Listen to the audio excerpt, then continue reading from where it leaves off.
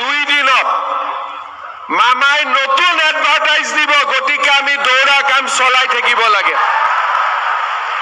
সকলোকে এবাৰ শুভেচ্ছা জনাম আৰু আজি ঘৰত গৈ নিজৰ ভাইটি ভণ্টিক সকলোৱে ক'ব লাগিব যে আজি আমি এপইণ্টমেণ্ট লৈ আহিলো আৰু অহা 2 দিনত মামাই নতুন এডভাৰটাইজ দিব, গতিকে আমি দৌৰা কাম চলাই থাকিব লাগে। আজি গ'ল, কালি গ'ল, পৰহি দিনাখন আমি আকৌ 5,000 পোষ্টৰ আমি এডভাৰটাইজ মুকলি কৰি দিম। তাৰ মানে অসমত নিযুক্তি চলিয়ে থাকিব।